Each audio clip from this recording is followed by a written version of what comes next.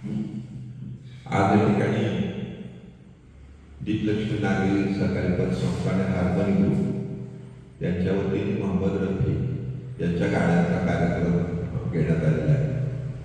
विशेष म्हणजे खरं 31 जुलैलाच खांडेकरांना इथं कार्यक्रम करायचा होता आणि विजय साबळेने 31 तारीख घेतली होती.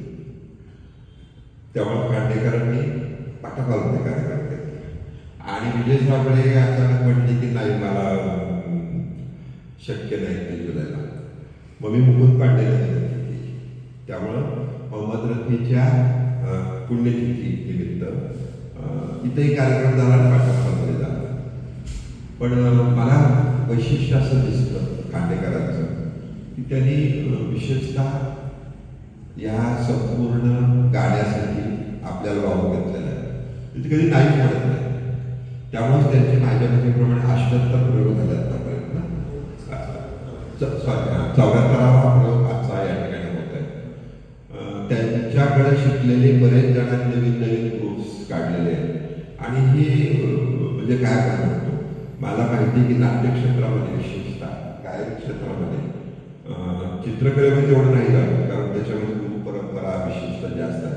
परंतु ह्याच्यामध्ये आता कराओकेचं झाल्यापासून जसं साताऱ्यात बघितलं, मी नाट्य परिषद अध्यक्ष अजून पण आहे, परंतु आमचा ग्रुप होता, मी बघितलं की प्रत्येक उक्तही लगेच ग्रुप काढतो, प्रत्येक उक्त लगेच ग्रुप काढतो.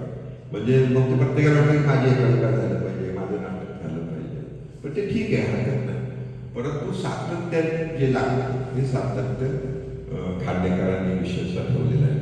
आजच्या कार्यक्रमाला सातारामध्ये कराओकेसाठी विशेष मदत करणारे, स्वतःचा स्टुडिओ असणारे, नम्र असणार संगीत शैक्षणिक व्यक्तिमत्व प्रमुख पाहुणे म्हणून आहे. चित्रपट अभ्यासक आणि आता ज्यांना चित्रपट अभ्यासक म्हणून वेगवेगळ्या ठिकाणी बोलवलं जातं. विशेषतः सातारमध्ये आता ज्येष्ठ नागरिक संघात मुकुंद फडकेंना बोलावलं होतं. आता त्यांना बाहेर पण हळूहळू आमंत्रण विशेष चालू होते.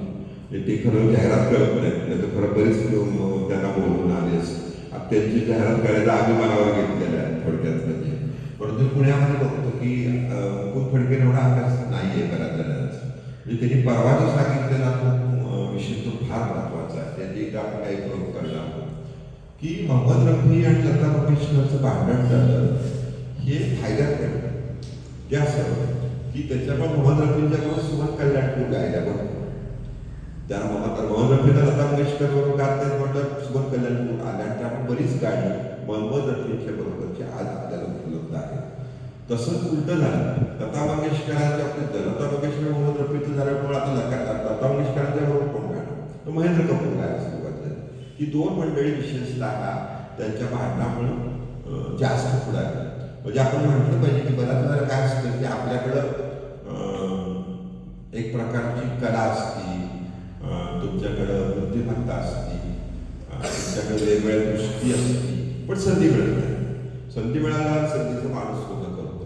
म्हणजे मला आठवते की 85 ते 95 कालावधीमध्ये नगरसेवक होतो. आता मी नगरसेवक होऊ शकणार नाही. जो एक ढाचा आलेला आहे, पॉवर पॉलिटिक्स, मनी पॉलिटिक्स, हा जो एक ढाचा आलेला आणि पुन्हा गॅग पाहिजे तुमच्याकडे, गॅग. आणि आपण त्या गॅग काय गोळा करू शकत नाही. मसल पॉवरच्या गॅग गोळा आपण करतो, म्हणजे आपल्याला करता येईल, पण ते आपण करणार पण नाही, आपल्याला करू पण शकत नाही.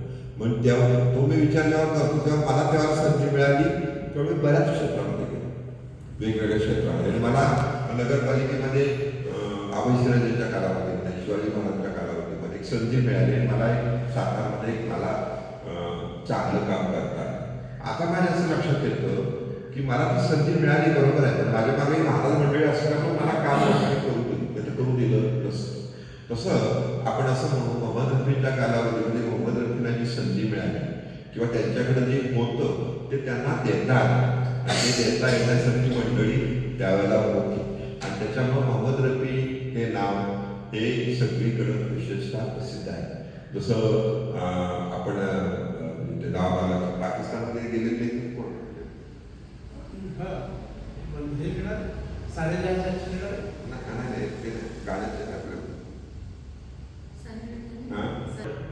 असा एक लेखक होता, त्याला पाकिस्तानचा पुरस्कार हे पण दिला ना, परंतु ते लेखक जर गेले नसते पाकिस्तानमध्ये तर त्यांनी भारत गाजवलं. पण ते गेले आणि तिथं अडकले, त्यांना काही त्यांनी सोडलं, बरंच काय काय झालं. म्हणतो म्हणजे म्हणतो हे नाव एवढं प्रसिद्ध आहे, जगप्रसिद्ध आहे कथाकार. त्यांनी वि. स. खांडेकरांच्या कथांवर सुद्धा हिंदीमध्ये लिहून त्यांचा पिक्चर काढायला प्रयत्न झाला होता ते. परंतु म्हणतो जर पाकिस्तानला गेले नसते, जसे साहिल लाजपत यांनी पाकिस्तानला गेले आणि परत आले, बरीच मंडळी गेली आणि परत आली, आणि त्यांचं त्याच्या गुणांचं भारतामध्ये चीज झालं, जे पाकिस्तानमध्ये होऊ शकलं नसतं. म्हणतोचं होऊ शकलं नाही, म्हणतो त्याच्यामुळे लवकर गेले. म्हणतो हे फार मोठं नाव आहे थोडक्यात. तर तसं मला असं वाटतं की मोहम्मद रफी हे भारतात राहिल्यामुळं जो एक त्यांना लोकशाहीचा ढाचा मिळाला, हा फार महत्त्वाचा होता. त्यांनी जे काही काम केलं ते अतिशय महत्त्वाचं होतं. आज पुन्हा एकदा मोहम्मद रफी यांच्या गाण्याचा कार्यक्रम होता, ही अतिशय आनंदाची बाब आहे. पुन्हा एकदा त्या निमित्तानं मी सांगेन की त्यांच्या बऱ्याच गोष्टी अशा आहेत की आपण त्याचं जेवढं बोलू तेवढं थोडक्यामध्ये कमी आहे. परंतु सगळ्यात महत्त्वाचं म्हणजे मोहम्मद रफी यांनी मराठी गाणी सुद्धा गायलेली आहेत. त्याच्यामध्ये पहाटे पहाटे मला जाग आली, शोधिसी मानवा राऊळी मंदिरी, अशी अनेक नॉन फिल्मी भावगीतं सुद्धा त्यांनी गायलेली आहे. त्यामुळे त्यांचा जो एक बंद होता तो मराठी माणसाशी पण विशेषता होता. या निमित्ताने मी सर्वांचं स्वागत करतो. आणि माननीय तुम्ही बोलला 5 मिनिट बाहेर मुकुंद फडके यांना विनंती करतो की आपण या ठिकाणी आपलं बरोबर.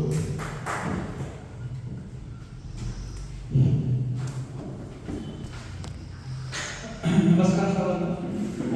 31 जुलैला मोहम्मद रफी यांची स्मृतिदिन झाला.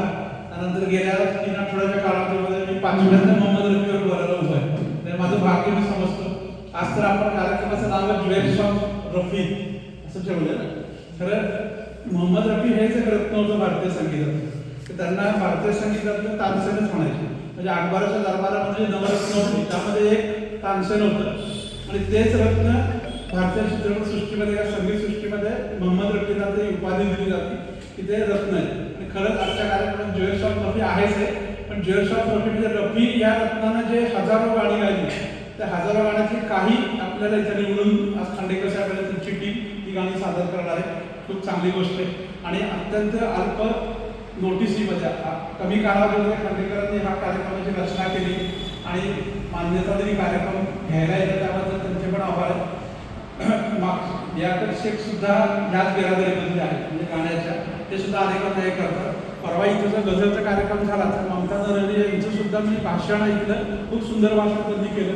त्यानिमित्तानं मी पहिल्यांदाच माझं पण भाषण झालं, पण ती बातमी करताना मी नरहरी मॅडमच्या भाषणाला मोठे पण तुम्ही बघितली असेल बातमी, तर तुमचं भाषण मी मोठं केलं होतं तेव्हा गझलचं. त्यामुळे हे खूप चांगलं भाषण तुम्ही तेव्हा केलं होतं. आणि आज मोहम्मद रफीची माहिती सांगत असताना खूप सांगण्यासारखं आहे. म्हणजे किमान त्याच्यावर एक व्याख्यान मला सगळं मोहम्मद रफीचं आपण सांगू शकतो.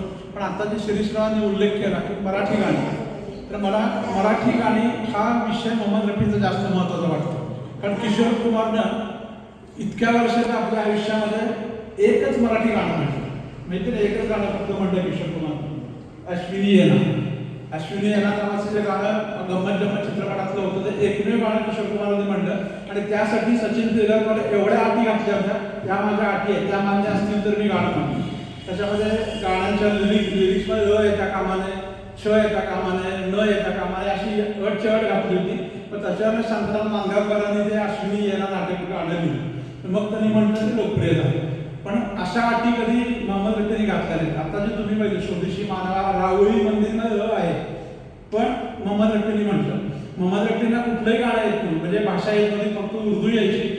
त्यांची हिंदी गाणी जी आपण आता म्हणणार आहे, ज्वेल्स आहेत आपण म्हणतो, ती सुद्धा त्यांना स्वतः ते लिहून घ्यायची उर्दूमध्ये. त्यांना हिंदी पण लिहिता येत नव्हतं, उर्दूमध्ये घ्यायची लिहून आणि मग ती गाणी म्हणायची. आता मोहम्मद रफींनी जी मराठी गाणी म्हटली त्यावेळी बहुतांशी गाण्यांचे संगीतकार श्रीकांत ठाकरे, राज ठाकरेंचे वडील, आणि सगळी गाणी लोकप्रिय केली ती श्रीकांत ठाकरेंनी मोहम्मद रफींकडनंच गाऊन घेतली. आणि ती लिहिली होती बहुतेक त्यापैकी वंदना विटणकरांनी, ज्या बालगायिका होत्या. त्याच्यामध्ये हसा मुलांनो हसा हे जे फेमस गाणं आहे, ते सर्वात बेस्ट बालगीत मानलं जातं. काय प्रकाशातले तारे तुम्ही अंधारावरती रुसा, हसा मुलांनो हसा, हे जे गाणं आहे ते बेस्ट बालगीत आहे. म्हणजे मोहम्मद रफींनी बालगीतं पण खूप म्हणली. त्यांनी परिचयमधलं सारे के सारे गामा के गामा वगैरे एक गाणं आहे, लकडी की काठी काठी पे गोडा, म्हणजे आरडीबर्मनचं गाणं आहे. तर त्यांनी म्हटलेलं नाही, पण अशा प्रकारची जी बालगीतं आहेत त्याच्यामध्ये आपल्याला तो बघायला लागते. मोहम्मद रफीने एक चांगली बालगीतं सुद्धा म्हटली. आणि मराठी गाणी म्हणत असताना कोळी गीत म्हटलेलं, दर्याला तुफान आलेलं भारी म्हणून, ते आपल्याला वाटत नाही. आपल्याला वाटतं हृदयात मंगेशकर म्हणते की काय, डोलकर डोलकर म्हणणारे हृदयात मंगेशकर किंवा हेमंत कुमार आहेत, त्यांच्यापैकी लोकांनी कोणी म्हटलेलं गाणं आहे की असं मोहम्मद रफीने ते मराठी गाणं इतक्या चांगल्या पद्धतीने म्हटलेलं आहे उर्दूमध्ये लिहून. सर्वात महत्त्वाची गोष्ट म्हणजे काय, श्रीकांत ठाकरेंना चांगलं उर्दू यायचं आणि ही सगळी मराठी गाणी श्रीकांत ठाकरेंनी स्वतःच्या अक्षरात उर्दूमध्ये लिहून दिलेली आहेत. मोहम्मद रफी श्रीकांत ठाकरेंनी, म्हणजे आपल्याला आत्ता खरं सगळं ओळख, मी पण ओळख करून दिली, राज ठाकरेंची वडील ही चुकीची ओळख आहे. राज ठाकरे श्रीकांत ठाकरेंचे पुत्र अशी ओळख व्हायला पाहिजे. एवढा तो माणूस मोठा होता. म्हणजे बाळासाहेब ठाकरेंचे धाकटे बंधू तर आहेतच ते, त्याच्या व्यतिरिक्त चित्रपट परीक्षणामध्ये एक वेगळं माइलस्टोन करणार आहे. म्हणजे मार्मिक जेव्हा सुरू झालं होतं, त्या मार्मिक सुरू झालं तर त्या शेवटच्या पानावर, शेवटचं पान म्हणतो मी, मुखपृष्ठ आणि मागचं मलपृष्ठ, तिथं शुद्ध निषाद नावाने तर चित्रपट परीक्षण करायचे. ते शुद्ध निषाद कोण आहे ते शेवटपर्यंत कळलं नाही. ते श्रीकांत ठाकरे होते. त्यांची जी भाषा होती ना चित्रपट परीक्षणाची, एवढी भारी आणि मार्मिकमध्ये असणं ते मार्मिक भाषा होती. अतिशय चांगल्या चित्रपटांचं परीक्षण तेव्हा ते करायचे. आणि अशा श्रीकांत ठाकरेंनी मराठीमध्ये मोहम्मद रफींना आणलं. आता त्यासाठी कधीही त्यांनी पैशाचा विचारच कधी मोहम्मद रफीने केला नाही. श्रीकांत ठाकरेंनी स्वतः मोहम्मद रफीचे चित्रकार आहेत चांगले, जसे राज ठाकरे पण चित्रकार आहेत. राज ठाकरे स्वतः चांगले तबला वाजवतात, त्याच्या म्हणजे त्यांच्या त्या कलाकाराला आपलं दुर्लक्षच आहे. ते स्वतः तबला वाजवतात, चित्र काढतात, व्यंगचित्र काढतात. स्वतः श्रीकांत ठाकरे व्हायोलिन चांगले वाजवतात. त्यांनी स्वतः चित्रकार होते आणि एका गाण्याचे पैसे म्हणून त्यांनी मोहम्मद रफींना श्रीकांत ठाकरेंनी स्वतः काढलेलं चित्र काढून त्यांना दिलं, पोर्ट्रेट. श्रीकांत ठाकरेंनी स्वतः काढलं होतं, ते मोहम्मद रफींनी तेवढं स्वीकारलं. नंतर एकदा दुसऱ्या गाण्याला विचारलं काय तुम्हाला मानधन देऊ, तर श्रीकांत ठाकरे रेकॉर्डिंगला येण्यापूर्वी सिद्धिविनायकला जायचे. तर सिद्धिविनायकचा तिथला जो पुजारी होता त्याला एक लाल गुलाब द्यायचा, ते लाल गुलाब आपल्या अंगठ्याला लावायचे. तर आल्यावर मोहम्मद रफी म्हटले फक्त तुम्ही सिद्धिविनायकला जाऊन आलेले दिसताय, मला फक्त तुमचा लाल गुलाब द्या.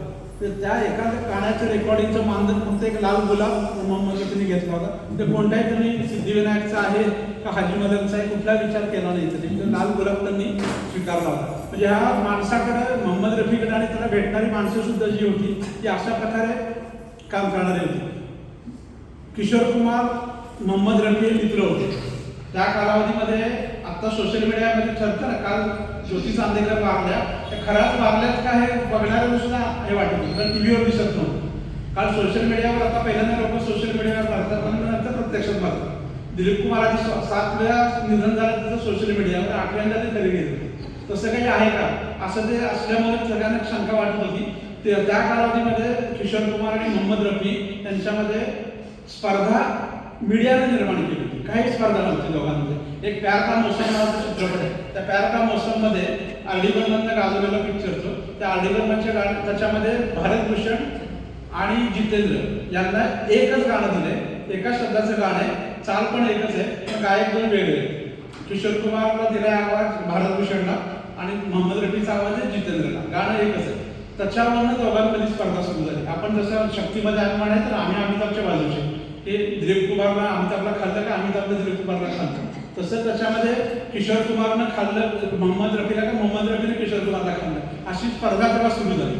तेव्हा किशोर कुमारनं सगळ्या देवाच्या वृत्तपत्रांना, सगळ्या भाषेचं एक पत्र पाठवलं की मोहम्मद रफी आणि माझ्यामध्ये चांगली मैत्री आहे, आमच्यामध्ये कुठल्याही प्रकारचं तणाव नाही, संघर्ष नाही, स्पर्धा नाही, तरी तुम्ही अशा प्रकारच्या बातम्या चुकीच्या पसरवू नका. हे किशोर कुमारनं पत्र पाठवून लोकांना सांगितलं की आमच्या कोणत्या अफवा पसरू नका. आता सोशल मीडियावर तसंच होतं. पण एकदा वाद झालाच होता. किशोर कुमार किंवा मोहम्मद रफीचा आवाज दिला होता एका रागिणी नावाच्या चित्रपटामध्ये. किशोर कुमारने विरोध केला होता की मी गायक आहे, मला आवाज माझाच असेल. पण संगीतकार ओपी नायर खट्टी माणूस, तो म्हणा नाही, मला इथं मोहम्मद रफीच पाहिजे. आणि मग किशोर कुमारच्या त्या गाण्याला मोहम्मद रफीचा आवाज दिला होता. हे सांगितलं. त्यानंतर एक मागची इथं मी सांगितली ती आठवण, त्याला जोडून कशी आहे बघा. पण नंतर अमर अकबर यांनी सगळ्यांनी बघितलं, त्याची पर्दा आहे, पर्दा कव्वाली आहे, बघितले आपलं फेमस कव्वाली आहे मोहम्मद रफीची. तर त्या गाण्यामध्ये अकबर मेरा नाम नाही असे एक वाक्य आहे आणि त्याच्यात अजून एक वाक्य आहे अकबर तेरा नाम नाही. हे पण आहे जे अमिताभ बच्चन प्रेक्षागृहात बसलाय, तो नोटांची माळ घेऊन नाचत नाचत येतो आणि अकबरला ती माळ घालतो म्हणतो अकबर तेरा नाम नाही. आता मूळ रेकॉर्डिंग झालं तेव्हा हे दोन्ही ओळी म्हटल्या तर मोहम्मद रफी दोन्ही ओळी, पण ऐकल्यावर मोहम्मद रफींच्या लक्षात आलं की हे दोन्ही सारखं वाटतं. एक आवाज आपण ऋषी कपूरला देतोय, एक आवाज आहे किशोर आपला अमिताभ बच्चनला, म्हणजे आपण वेगळं करू. तर मग कोणा मनमोहन देसाईकडे करायचं काय, म्हणजे किशोर कुमारला बोलवू आपण, ते गाईल. तर येईल काय एक गाणं, एक ओळ अर्धी ओळ आहे, बघू आपण विचारतो.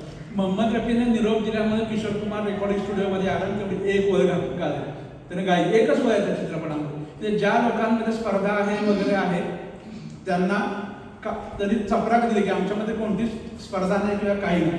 मोहम्मद रफी गेले तेव्हा त्यांना त्यांच्या घरामध्ये मृतदेह ठेवला होता, तो कब्रस्थानामध्ये नेईपर्यंत किशोर कुमारनं दोन्ही हातांची मिठी त्यांच्या पायाला घातली. तर जेव्हा न्यायची वेळ आली तेव्हाच ती मिठी सोडली, फक्त कंटिन्युअस रडत होतं. एवढं किशोर कुमारचं प्रेम त्यांच्यावर होतं. नंतर आम्हाला गॅरंटीमध्येच या तिघांचे गाणे, म्हणजे माझं वाटतं असं कधी झालं नसेल की 3 मोठ्या गायकांचं गाणं एकत्र आहे. हमको तुझसे हो गए आहे प्यार क्या करेचे गाणे इंटरव्हल होतं तिचं, त्याच्यामध्ये किशोर कुमार आहे, मोहम्मद रफी आणि मुकेश पण आहे. मुकेशचा आवाज दिलाय विनोद खन्ना.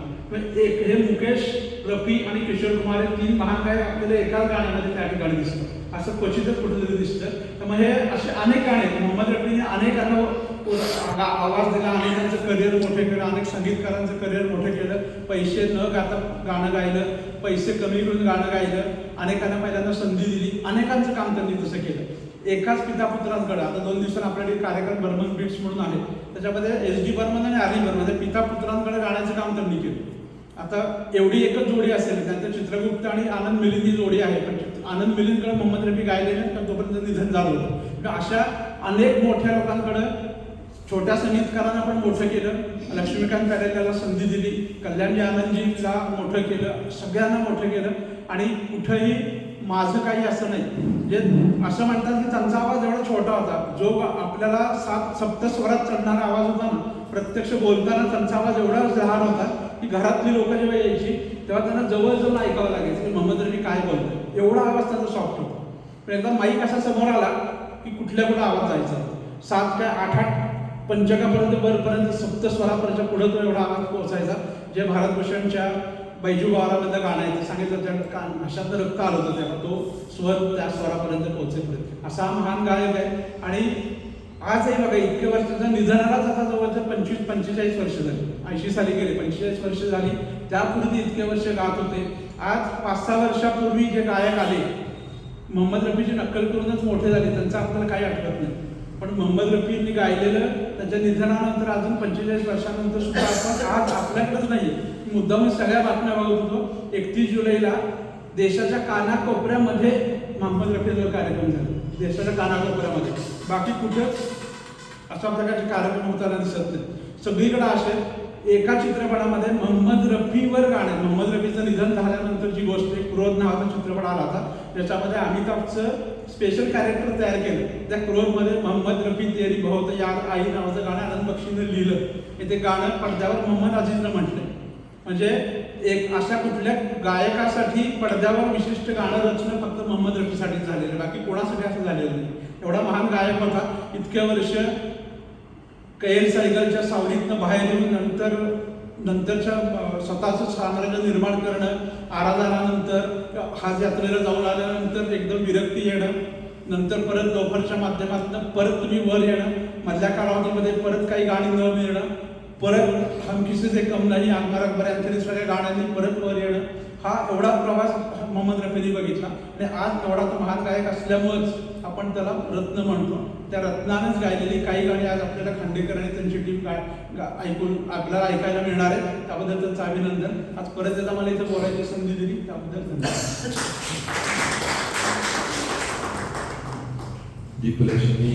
व्यासपीठ जे आहे ते विशेषतः चांगली माणसं मुकत असतं, कोण हुशार आहे, कोण काय होईल. जसं मुकुंद फडके आता सातारामध्ये जास्त लोकांना माहिती व्हायला सुरुवात, म्हणजे मी दिग्लक्ष असं म्हणत नाही, परंतु लोकांच्या लक्षात आलं की अरे ह्या सातारामध्ये एवढं मोठे व्यक्ती होते आणि आपण कुठं नाही तर कुठल्या छोट्या छोट्या माणसांना गाडी भाडं द्या आणि काही करायला बोलवत असतं. तसंच माझ्या एक लक्षात आलं, ममता नरहरी सुद्धा असंच आहे, येऊन कार्यक्रमाला नसतात, पण माझ्या लक्षात आलं की त्या अतिशय त्यांच्याकडे शार्पनेस आहे. जसं मी बघितलं 15 ऑगस्टला ऑफिस हॉस्पिटलला सूत्रसंचालन त्यांनी केलं. त्याचं हिंदीवर प्रभुत्व आहे, गझलवर प्रभुत्व आहे. आता मला नेमकं त्या कार्यक्रमाला मी एका नव्हतो ना, त्यामुळे त्यांचं मला भाषण ऐकायला मिळालं नाही. पण अशी मंडळी आता आपण विशेषतः प्रयत्न करत असतो. किंवा मुकुंद फडकेंना विनंती करणार आहे की आपण काही वेगळे प्रयोग केले पाहिजे. मोहम्मद रफीवर बोला, म्हणजे जी गाडी म्हणणारी मंडळी आहे ना, संगीता हेत्रे आहेत समजा, गीतांजली पाटील आहे, धनश्री सागर बागडे आहे, त्यांनी येऊन बोलावं, जाधव सर आहे, बोलावं. त्यातनं त्या हळूहळू आपण असा पण प्रयत्न होईल की त्या गाण्यामध्ये आणखीन त्यांच्या हे वाचण्यामुळे वेगवेगळी दृष्टी, जसं आता आपण प्रयोग इथं करतो आहोत आणि हे प्रयोग फक्त मुकुंद फडकेंमुळे होत आहे. त्यांनी जे सांगितलं की लता मंगेशकर आणि मोहम्मद रफीचं भांडण झालं नसतं तर सुमन कल्याणपूर एवढ्या पुढे येऊ शकला नसत्या. कारण लता मंगेशकर मोहम्मद रफीबरोबर गाणार नाहीत म्हणल्यावर तर सुमन कल्याणपूरला घ्यायला सुरुवात झाली. आणि लता मंगेशकर मोहम्मद रफीबरोबर गाणार नाहीत म्हणल्यावर तिथं महेंद्र कपूर आले. त्यामध्ये हे वेगळे आपण 2 कार्यक्रम करणार आहोत, मोहम्मद रफी आणि सुमन कल्याणपूर, लता मंगेशकर आणि महेंद्र कपूर अशी गाण्याचं एक वेगळे 2 कार्यक्रम गणपतीनंतर आपला करण्याचा मानस आहे.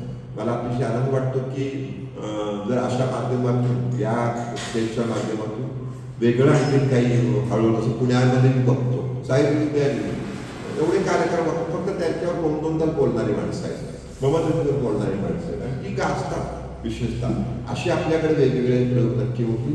मी माननीय खांडेकरांना विनंती करतो की आपण 1-2 मिनिटं बोलावं.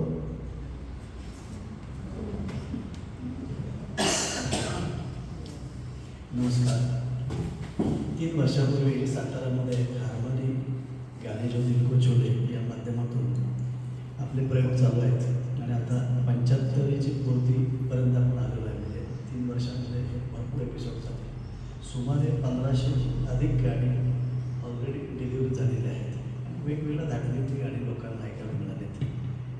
आमचाही छंद जोपासला जातो, त्याचबरोबर रसिकांना त्या गाण्यांची आवड आहे म्हणून ते लोक बरोबर गात देतात आणि हा कारवा असाच पुढं चालू आहे आणि तो चालू राहील असं मी या ठिकाणी सांगू इच्छितो आणि यांना बोलायचं आहे. मी एकच सांगेन, ज्योती चांदेकरांचा उल्लेख झाला.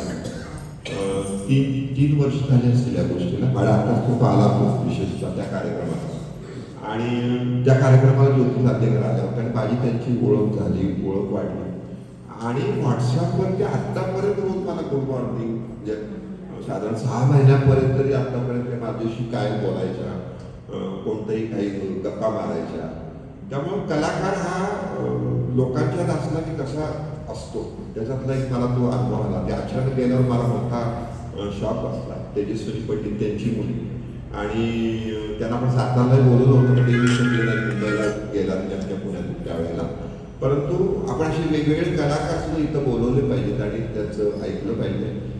लियाकत शेख यांचं विशेष कौतुक आहे की लियाकत शेख अशीच आहेत की ते सगळ्यांना मदत करत असतात. नवीन गाणारा असू दे, जुना गाणारा असू दे आणि असं नवं व्यक्तिमत्व. म्हणजे आता खरं बोलायचा विषय नाही, पण मुख्यमंत्र्यांची म्हैस का काय ना आजारी होती, त्याला जावं लागलं मध्यंतरी 6 महिन्यापूर्वी सांगत होतं. म्हणजे न्यूज आहे, त्यावेळी मुकुंद फडकेंना मुद्दा कोणाला बोलत नाही, कारण ही न्यूज आहे. परंतु त्याचं ते असं सगळं एक वेगवेगळं आहे. म्हणजे फक्त गाण्यातच नाही, प्रत्येक गोष्ट दुसऱ्याला मदत करतात. डॉक्टर आहेत ते, त्यांना विनंती करतो 1-2 मिनिटं. नमस्कार. मी आपल्या सगळ्यांच्या समोर तुमच्या माय स्टुडिओच्या माध्यमातून आलो. पूर्वी गाण्याचे कार्यक्रम असले कुठेतरी शेवटच्या खुर्चीवर बसून मी गाणं ऐकायचो, पण चिटणीस साहेबांच्या आशीर्वादाने तिथं आज प्रमुख पाहुण्याची यादीमध्ये माझं नाव आहे आणि स्टुडिओच्या माध्यमातून बऱ्याच लोकांची माझी ओळख पण झाली आणि ह्या छंदामधून आपलंही व्यक्तिमत्व चांगलं होत असतं. लोकांच्या ओळखी वाढतात, आपल्या नॉलेजमध्ये खूप भर पडते. तर या निमित्तानं मला चिटणीस साहेबांनी या ठिकाणी संधी दिली, त्याबद्दल त्यांचे धन्यवाद. थँक्यू. आपल्याला माहीत नसतं मुकुंद फडकेंचं आज मला कळलं की त्यांचे काय तो व्हायलिन का गिटारमध्ये एक्सपर्ट आहे. आता त्यांना हळूहळू बोलवायचं आहे. म्हणजे आपल्यालाही आवडलं, लक्षात येत नाही. आपण हे सुद्धा या गोष्टी सुद्धा आपण पुढील कालावधीमध्ये करायचे आहे. मी याच ठिकाणी सर्वांचं स्वागत करतो आणि